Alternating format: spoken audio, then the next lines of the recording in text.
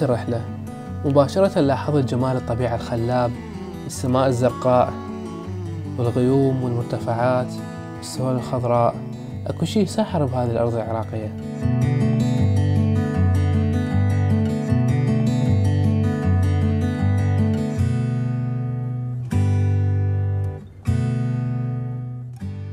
وصلنا مطعم سياحي برحلتنا، الجو كلش حلو.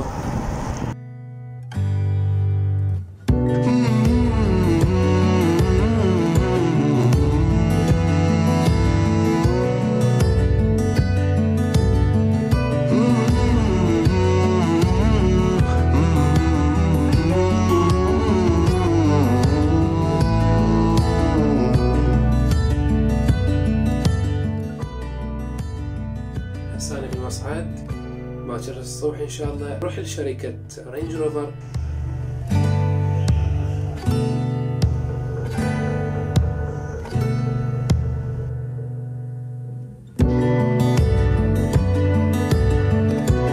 تشوق لحضور أول عرض تدريبي في مقر شركة رينج روفر. المفاجأة راح تشوفونها هناك إن شاء الله.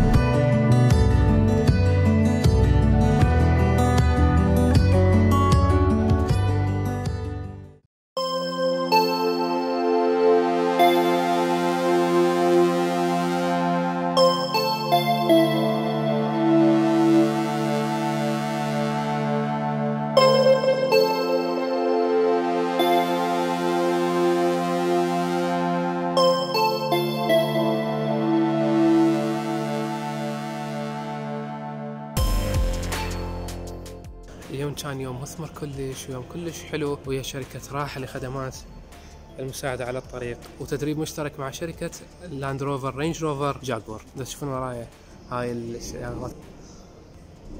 خلنا اخذكم فرة صغيرة على السيارات الموجودة. خلونا نبدأ وياكم ويا سيارة جاكور الرياضية السيدان. سيارة جاكور اكس اي المزودة بحزمة سبورت ار بمحرك 4 سلندر حجم 2 لتر وبقوة 200 حصان. يدفع بالسيارة بقوة لتتسارع إلى 100 كيلومتر خلال 7.6 ثانية عبر صندوق جير بوكس من 9 سرعات.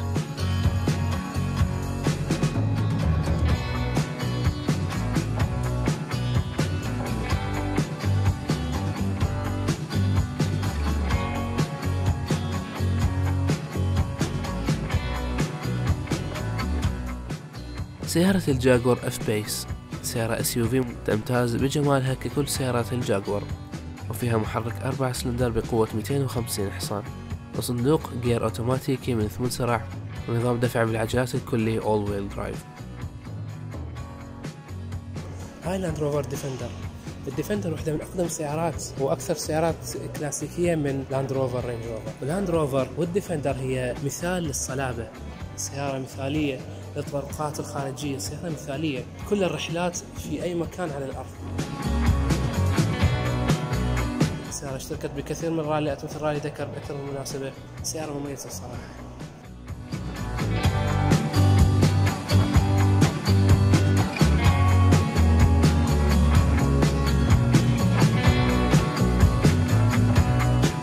واحب أختم بأقوى وأغلى سيارة هنا وهي رينج روفر HSE.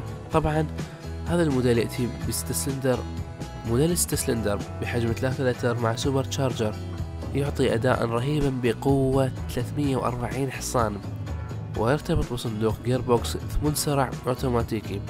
تتسارع هذه السيارة من 0 إلى 100 كيلومتر خلال 7.4 ثانية، ويصل إلى سرعة قصوى مقدارها 240 كيلومتر بالساعة. وهذه الأرقام جيدة جدا لسيارة لوكشري رفاهية ووزنها 3 طن. وبهذا تنتهي رحلتنا. أتمنى يعجبكم الفيديو، ولا تنسوا اللايك والشير والسبسكرايب، وكتبوا لي بالتعليقات يا هي أحلى سيارة عجبتكم. مع السلامة.